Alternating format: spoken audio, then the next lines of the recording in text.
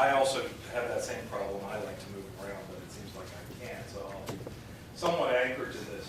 My name is Mark Briscoe. I work in the Office of Business Transformation, and I'd like to talk a little bit about a pilot. And many of the discussions, I think, that have been ongoing this morning, I think you'll see it come to fruition in something that I'll call a cell of capability for the Department of Defense as it relates to major weapon systems.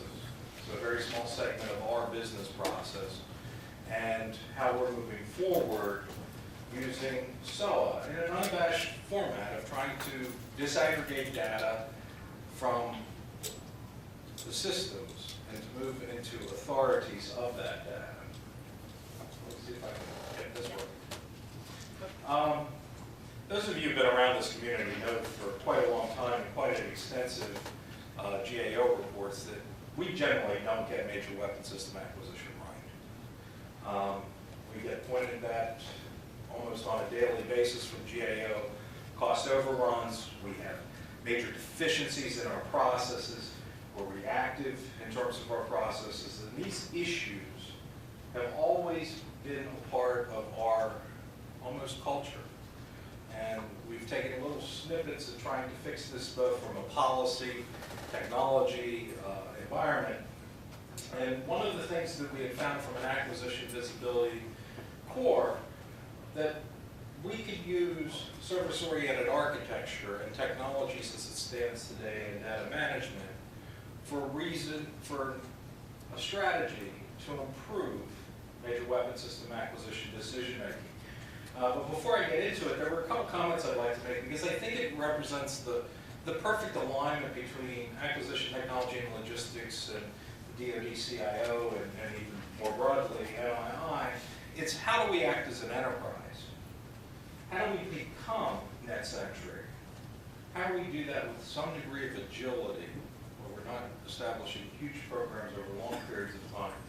And how do we have the information advantage? So I wanted to really dovetail off of the comments earlier today, because in our case, the information advantage is for the decision makers, Mr. John Young, to work within the process of major weapon system acquisition and his role as the Defense Acquisition Board and the strategies to move forward on this.